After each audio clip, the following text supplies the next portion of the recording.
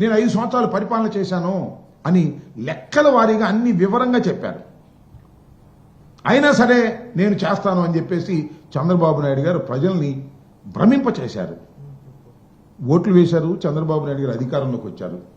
కూర్చున్న దగ్గర నుంచి ఒకటే గొడవండి. జగన్మోహన్ రెడ్డి సర్వనాశనం చేశాడు, అందుకు నేను చేయలేకపోతున్నాను.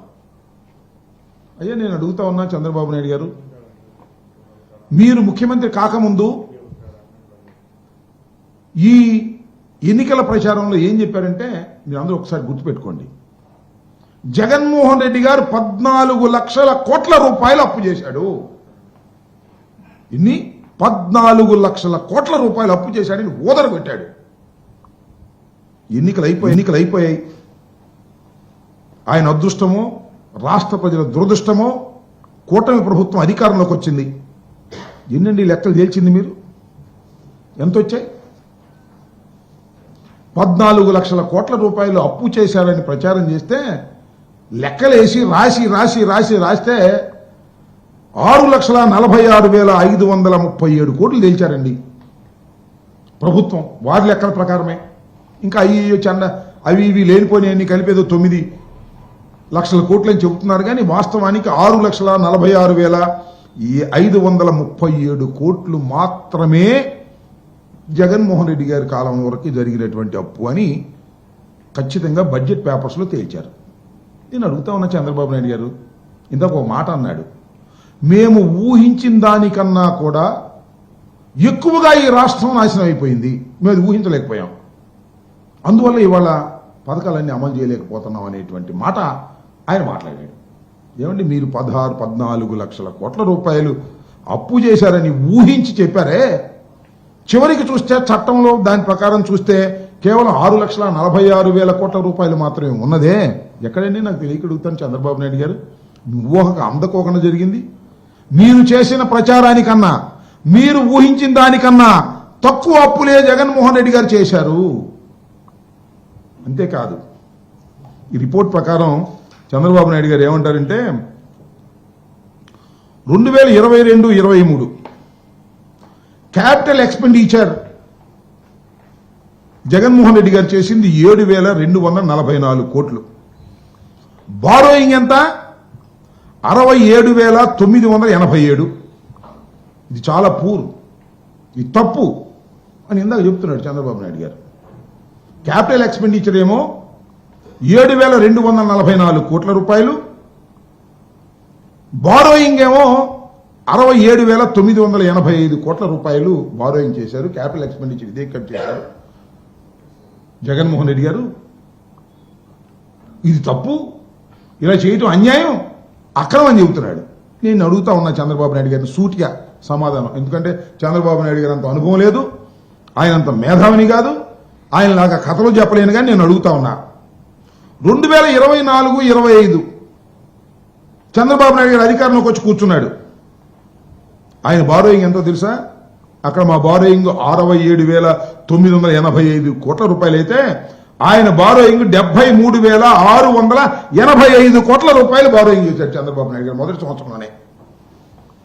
క్యాపిటల్ ఎక్స్పెండిచర్ ఎంతో తెలుసా? 8,894 కోట్ల 90.98 కోట్లు బారోయింగ్ చేశారు. మేము చేసింది ఎంత?